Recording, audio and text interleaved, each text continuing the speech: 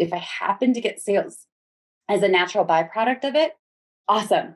That's so great. But if I'm creating content specifically and only to generate sales, I've missed the entire heartbeat of the people that I'm here to impact with my life. And so it's like I take it super seriously because I have seen firsthand how many people are like, I need help.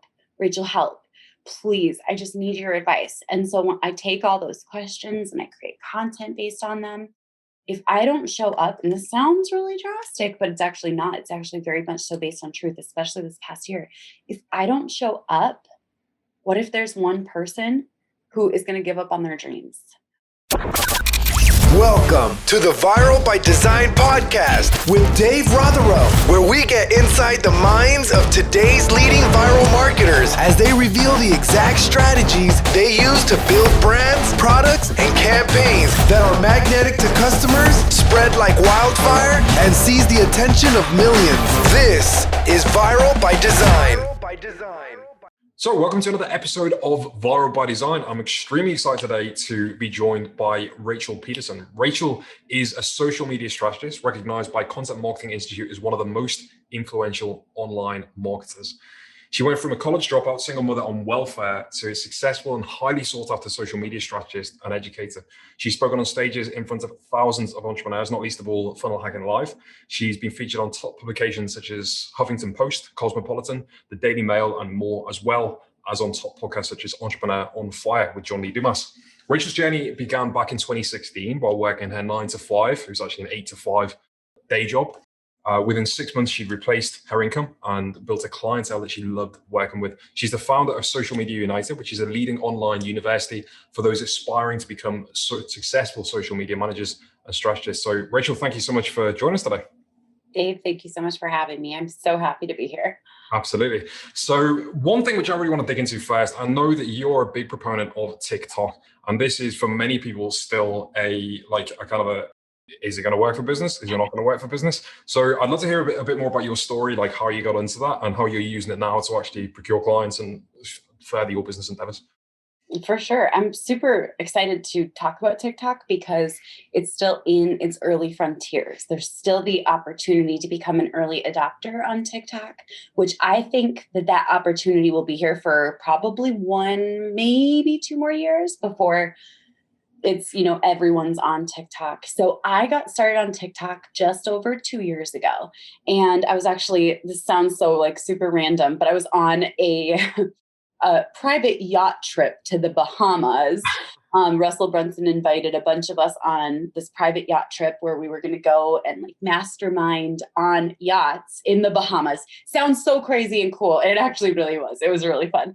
But on that trip, one of my friends, Annie Grace, she's the author of This Naked Mind. She said, Rachel, I really think you should be on TikTok. And she started showing me kind of what TikTok was. And I was like, I don't know. I mean, I don't really see how this works. It just looks like dancing and lip syncing to me. And she's like, yeah, but you're good at those things. And I was like, okay, you're right. So I'll do it. And I started just doing these, I'll be honest, very cringy TikToks of me lip syncing and dancing. You can actually still see them all. They're still all active on my profile on TikTok. But they're pretty embarrassing. And I just was having fun with the process. And one of the things that was so cool is when I got on TikTok, it was before anyone else was really making it happen. People are just now making it happen. The only people I had really, people just really weren't talking about TikTok, hardly at all. So I knew that for the first time, I was going on a platform where I was going to be able to be a part of shaping the narrative of what it meant for businesses.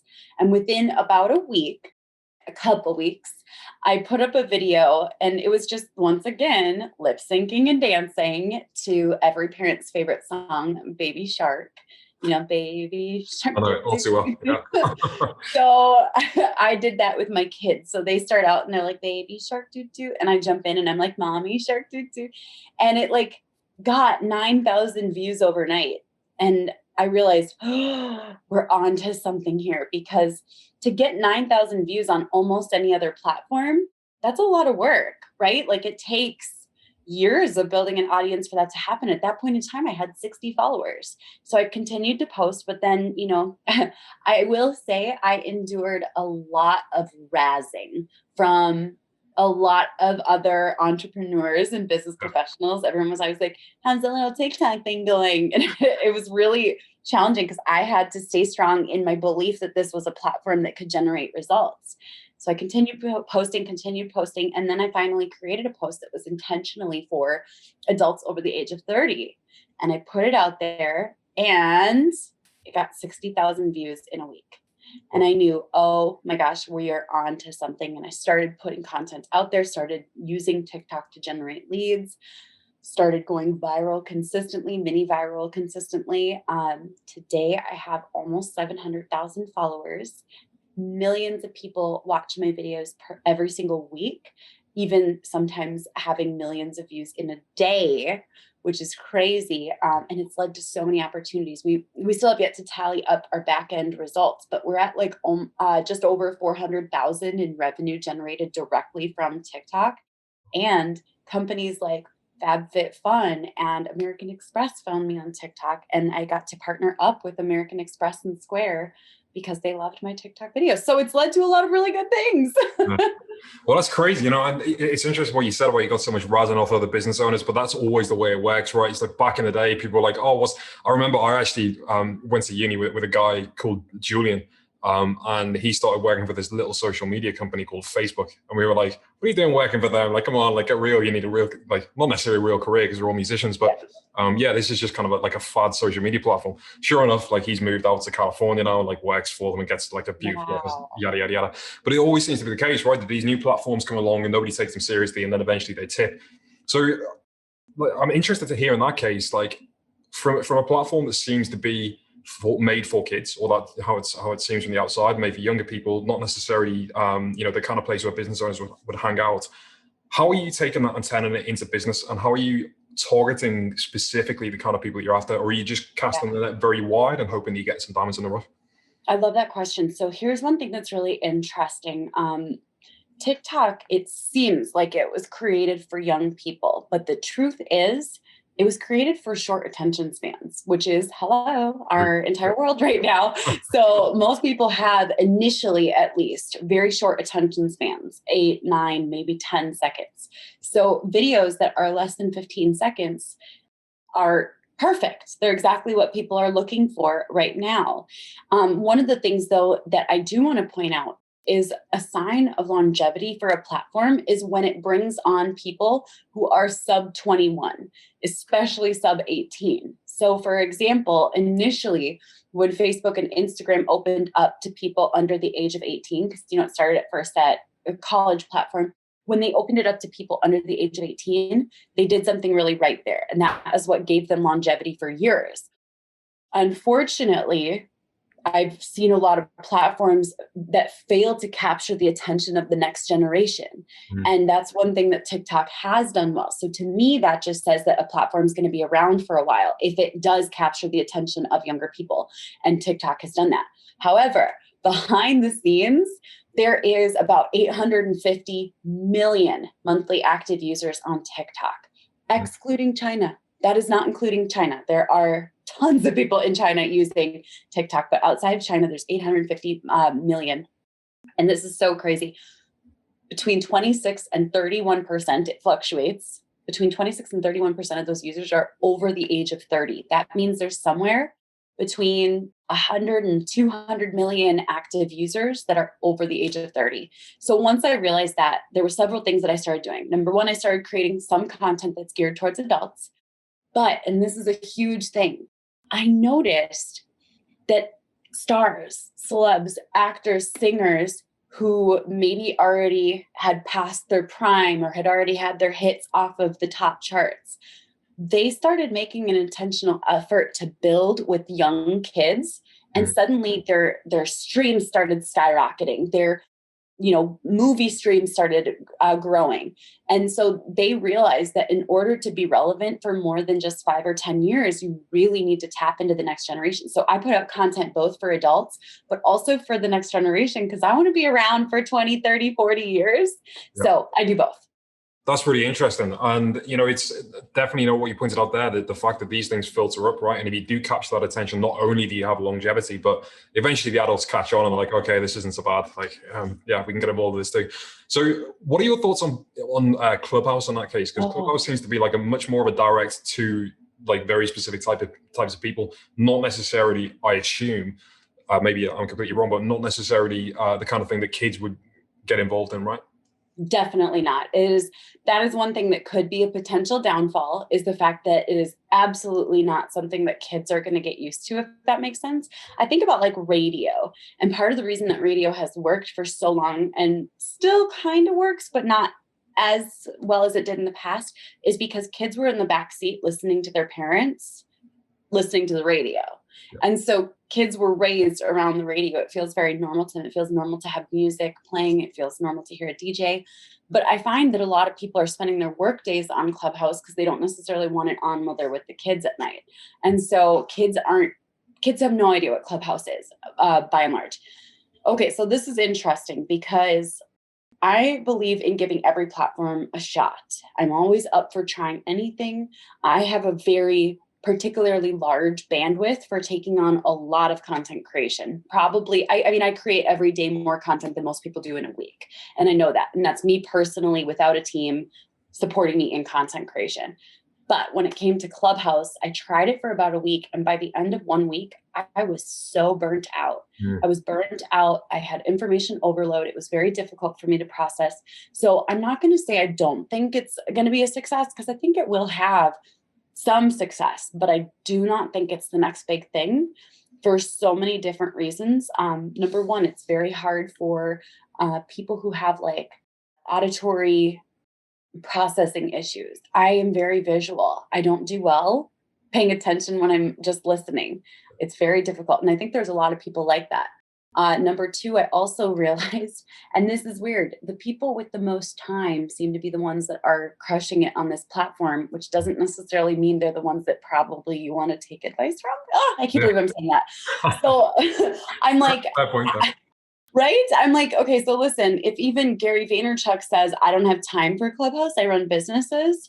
Ooh, that's a little bit, but I feel that. I'm like, listen, there are some people who are giving legit advice, but how do these people have 10 hours a day to spend on Clubhouse giving advice? That makes me a little uncomfortable. I also notice there's a lot more introverts than extroverts in our world. In my belief, I think there's so many more introverts, people who are shy, people who are nervous or have stage fright. I am one of those rare people that is 100% extroverted, 100%. I don't mind a stage. Throw me in front of 5,000 people tomorrow and I'll give a speech with no notes, no slides, nothing. That's not most people. I'm jealous. Yet, right. So I think it's set up to only reward people who are super extroverted, super outgoing, people who are very comfortable speaking to audiences. I'm saying all the negative things, which is interesting because I try to look for the positive in things, and I'm open to that. I mean, I'm testing out Snapchat again. I'm going on a bunch of different platforms, Triller, and I'm trying YouTube Shorts. But I just don't have a great feeling long-term about Clubhouse. Yeah, I mean, I completely hear what you're saying, and it's rare to hear somebody saying, "Hey, I'm not actually that sure," because predominantly it's bombarded. Yeah, there's the next big thing. You got to be on there, yada yada yada. Even Mark Zuckerberg's on there. To be fair, probably just spying on the platform to try and copy himself. But it's definitely. I tried to get into it I remember over Christmas, like I finally got the coveted invite to actually get onto the platform. But then it's just so much time. Like we're so busy. We're onboarding clients every single day. It's like I can't dedicate the time to it, like, and you have to actually give yourself some time to unwind eventually, right? Like you got your work time and then time to actually give your brain a bit of a rest. So yeah, it's really interesting to hear your perspective on that, for sure, and a slightly different perspective to what most other people are saying. Something interesting, you touched on Snapchat there a second ago, and what you were saying a few minutes ago about like appealing to a younger generation, that would obviously put Snapchat into that category too. So what are your thoughts on that? Like, is it still alive? Like, has it got a pulse? Oh my gosh. Okay, so I will say that I don't know yet, which is interesting. I had a call with Snapchat corporate it might've been last week. It was either last week or the week before. And they were briefing me on all of the new features. They want me on this platform. So they like verified me and I was like, oh, this is cool. Young me would have thought this is so cool. So I got verified and stuff. And they were sharing with me all the reasons that they want me on this platform, all the benefits and stuff. Like they were really working to win over people who could be influential. Now, that being said, I'm not easily swayed, even if I'm verified on a platform. If I don't care for a platform, I'm not going to go there.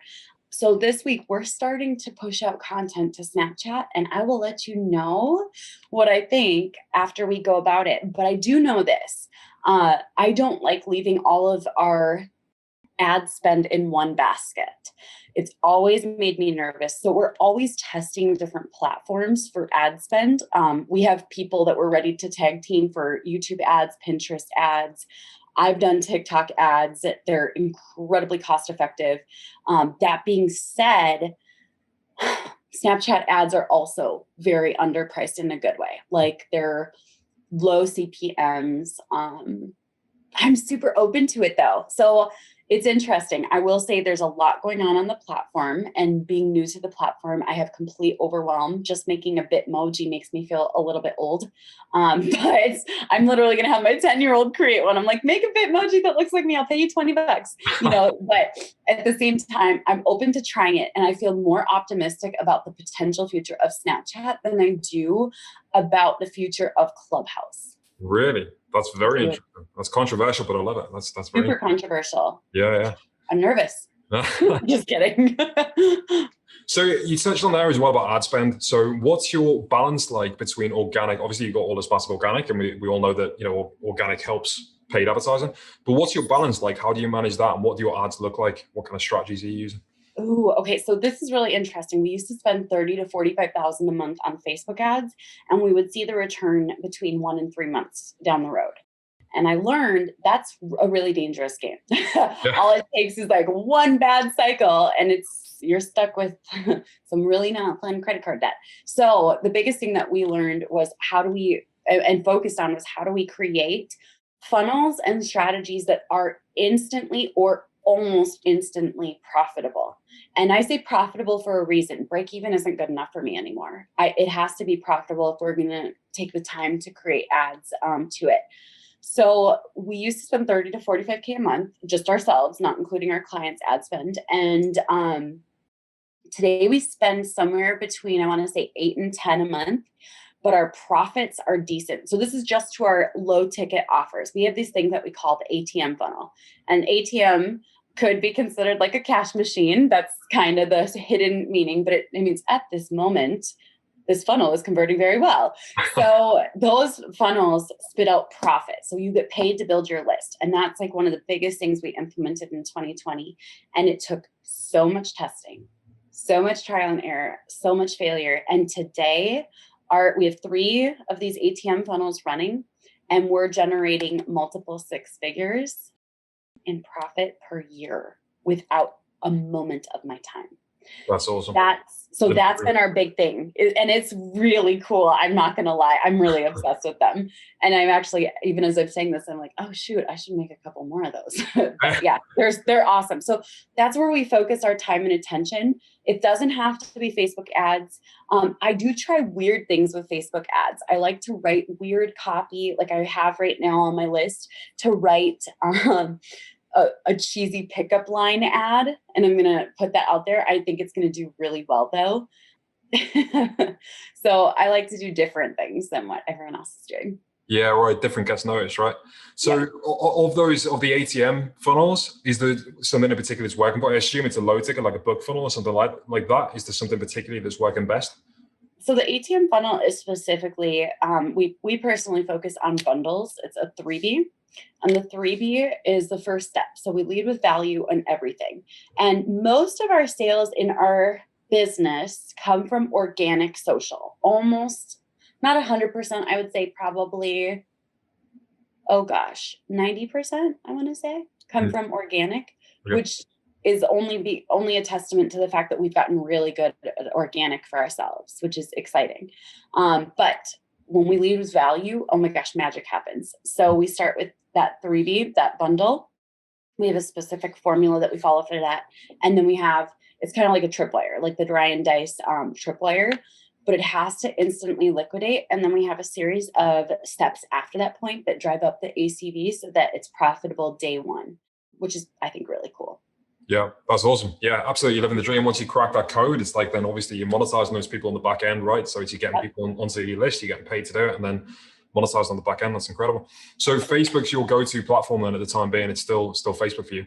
Well, we could turn off our ads today and we would be totally fine. Yep. Like it wouldn't even affect us at all. So it's our main advertising platform right now, but you couldn't we could lose Facebook tomorrow and be totally fine because so much of our business is diversified across different organic channels.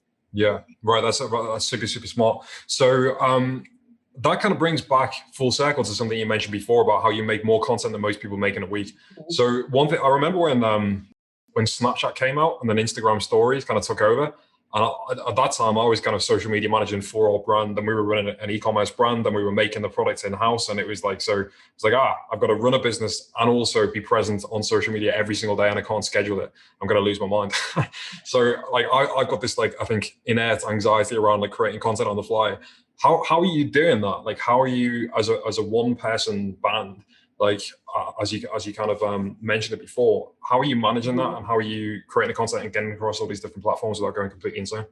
Oh, okay. So one thing I will say is we are expanding our content team within the next week. It actually starts tomorrow. So tomorrow, our first full-time content creator, who I've spent a long time vetting and prepping for this because it's nerve-wracking for me to hand over such a big piece now, and that's exactly it. Content creation and organic content, it all goes back to serving people deeply, super deeply. That is so important to me. And so when you realize the importance of serving people versus just trying to get a sale, it becomes a non-negotiable. I would never and I'm just trying to explain it with an analogy. I would never go to a family dinner and look to my kids to make me feel good. Does that make sense? I'd never be like, well, what do you guys bring to me? My kids would be like, what's wrong with you, Mom? My job is to make sure that they're taken care of, right? And if they happen to, as a byproduct, a natural byproduct of me serving them as a mom, if they happen to also make me feel awesome, that's great. But I can't be searching for that end result in serving my kids. And the same thing is true with creating content. If I happen to get sales as a natural byproduct of it, awesome. That's so great. But if I'm creating content specifically and only to generate sales, I've missed the entire heartbeat of the people that I'm here to impact with my life. And so it's like I take it super seriously because I have seen firsthand how many people are like, I need help. Rachel, help. Please, I just need your advice. And so when I take all those questions and I create content based on them, if I don't show up, and this sounds really drastic, but it's actually not. It's actually very much so based on truth, especially this past year. If I don't show up, what if there's one person who is going to give up on their dreams? Or what if there's someone who's like, I've had it. I can't do this anymore. And the number of people I've seen, especially this past year, say, I only hung in there because I knew that you were rooting for me, even from afar. That to me was like, this is a no-brainer. This is something that I miss. So I spend 2 to 3 hours a day intensely creating content. It's actually pretty efficient because that includes recording a podcast, writing an email daily, a YouTube video, multiple TikToks, Instagram Reels, Instagram stories, and it goes on and on. LinkedIn, Facebook groups, all of that content, listicles, so on and so forth. And I'm a machine about it because it's that important. That's incredible. And I really love that, the mission that you're on there. You know, as you say, so many people in such a bad situation, and at the same time, so much opportunity in the world, right? It's just, and I think a lot of people just don't really believe it exists as well, right? Like so many people are so skeptical of the fact that you can, because even that term, make money online, in and of itself comes with a lot of baggage, right? People instantly think, well, it's a scam. And therefore, they never even get started. There's so many people I know in my network, who my kind of non-business network, who they just want to do something, they want to get involved, but they think that it's just the right idea. They have the right idea, and then suddenly it just pops, and then everything works. So what would you say to people like that if they're currently, like, if you were to summarize it in a sentence, people who maybe listen to this podcast that are all in a crappy situation that, due to the last 12 months, where could they begin? What's a realistic thing they could start doing today to start building a profitable business for themselves and their family? Oh my gosh. So the first thing that I do, and so this is really interesting because I'm going to share a story from behind the scenes. I recently took on a different kind of client, and that is my mom has this hobby business. And I say hobby business only because it's not paying any bills yet. And I won't share exactly what it is, but for all intents and purposes, like it might as well not be making any money. I love her so much, but it's almost starting from scratch. And so I got to map out her business and I was like, I need to know, are you okay with pivoting from everything you've been doing and everything that kind of isn't really working to what I would do starting a business from scratch? And she was like, yes, absolutely, sign me up. And I was like, all right, let's go. It's go time. So it's kind of fun because by taking on my mom's business, I know that I can set my mom up for success for the next decade. So what's really cool, or more, what's really cool was I was able to map out which platforms I feel are going to give her the most short-term benefit, but also the most long-term. And so we are doing, and I'll just go down the list and share these. We are going to do 4 ATMs and we're going to start running them organically only because ATMs take some time and testing to get them to the point where you can run traffic to them and have the numbers make sense. Organically, they always work because it's just profit always. So we're going to set up 4 different ATMs one at a time. YouTube videos. I said, hey, mom, I love you. You're going to be creating like 3 to 5 YouTube videos a week. And she was like, that many? And I was like, well, what else are you going to do? So come on, let's go. I'm going to get her on TikTok and Instagram Reels. That's it. That's all where all of our focus is going to be. She may do a podcast at some point, but that's not the place where you're going to see the greatest return. So I want her to focus on those platforms. And I choose Reels, TikTok, and YouTube for several different reasons.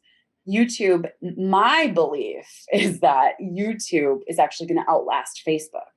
I believe that YouTube is rock solid, foundational. I mean, right now, Dave, if you were to Google how to edit a TikTok, actually, I'm going to do it right now while we're on this. How to edit a TikTok. I am number 2 on all of Google. Wow. Number 2. That's so crazy. That means people are spending tons of time and effort to get all of these blog posts written, and a YouTube video just comes on in there and beats it all. Yeah. So the truth is, I just have this really strong gut feeling about YouTube, which is why we've actually gone from 3 to 5 videos a week to 7 videos a week. We just started that this month because we're building for the future. So there's the long-term, the searchable, the foundational content. Now, TikTok and Reels both have some really cool advantages. It's an instant boost. It's instant eyeballs. It's instant, or some people are like, it didn't happen overnight. Well, okay, but it happened in a week. That's really fast. So even if people are like, the algorithms changed, I'm like, it's still better than Facebook pages. So the truth is, I love Reels and I love TikTok for getting a quick injection of life into your business. Yeah, but YouTube's got that longevity, right? It's going to be around for years and people are going to keep searching those terms. And I get a huge thing, as you say, like, which a lot of people don't appreciate, is that YouTube appears on Google search results. So when people are Googling for things, then you can come up with your relevance. It's huge. Yeah. So are you doing much advertising over on YouTube? Are you supporting your endeavors, your organic endeavors with advertising? Totally organic still. A lot of people have wanted to run YouTube ads for us. But at the same time, I'm like, we're getting like 300 to 500,000 views per month on YouTube. I don't know that we need to turn it up yet, if that makes sense.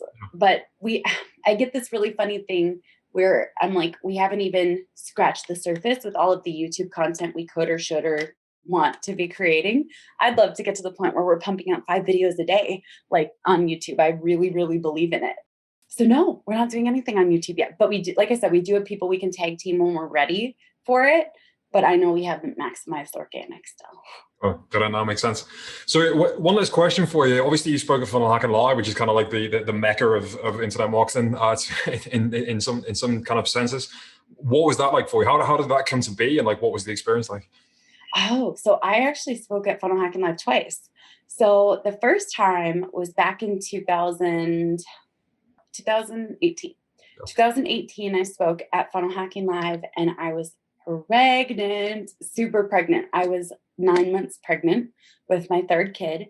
I had joined Russell Brunson's inner circle, and he asked me to speak over Voxer. And so I got the Vox, and he's like, we want you to speak at Funnel Hacking Live.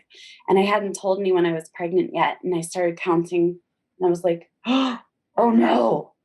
And I was so nervous to reveal that I was pregnant, but I did on Facebook. And Russell Voxed me. He's like, congrats, but I'm doing the math. How pregnant are you going to be? How close is your due date to Funnel Hacking Live? And I said, don't you worry about that. Like, don't ask me. I won't tell, because no matter what happens, I will be there. He's like, but can't you like not fly when you're pregnant? And I was like, I will worry about my doctor. But he was like super supportive. And I said, so just don't ask and I won't tell and we'll be good. And so the first time I spoke 9 months pregnant, my doctor wrote me a note for flying and everything was great. And Russell was super supportive of that. He's been always incredibly supportive. At least this has been my experience. Like, he is super supportive of moms and women, and getting to know him and his wife, Colette, like, he is an incredible, just a really good man. And that's really rare in business to find. So that was the first one. And then the second time I spoke, so this is really funny. It was several weeks before Funnel Hacking Live last year. And we had such a great year. I was asked to speak at Traffic and Conversion, Social Media Marketing World. So those are two of the other big ones from different parts of marketing. And I remember I was joking to my team. I was like, oh, it's so close. We almost had the big trifecta. It's almost a perfect year, but I didn't get asked to speak at Funnel Hacking Live. We were joking about it because it was like, okay, and I kept being like, if only I were speaking at Funnel Hacking Live, if only. And that was like this big joke I had. But I think we like manifested it, because suddenly I get a Vox several weeks before the event. And Russell's like, I actually want you to be a surprise speaker. He's like, there's a scene in this bit where I basically want to be like surfing through the channels, and I pick your channel and it starts playing, and then it glitches, and then the screen opens up and it's 2 stories tall, and you walk out of a cloud of smoke. And I was like, yes. You had me at screen 2 stories. So yes, let's do this. So it was awesome. It came together really well. I just adore Russell Brunson, Todd Dickerson, their families. They're great people. Yeah, that's a cool as hell event as well, right? It's a lot of fun, a lot of really interesting people there. Definitely. That's great. Well, so Rachel, absolutely amazing of you to share all of wisdom with us. You blow my mind on various points. It's really refreshing to hear an alternative perspective on Clubhouse for one, and then obviously on TikTok as well, which is, you've completely shifted my perspective on that for sure. So thanks so much for taking the time out of your schedule to do so. Where can people learn more about what you're doing and sign up for more info? For sure. Easiest place is my website, rachelpedersen.com, all E's and a D in my last name. Awesome. Thanks so much for taking the time. We'll speak to you soon. Thank you so much, Dave. Cheers. This has been the Viral by Design podcast with Dave Rotherow. For more viral marketing secrets and to get detailed cliff notes on all episodes, visit viralbydesign.net.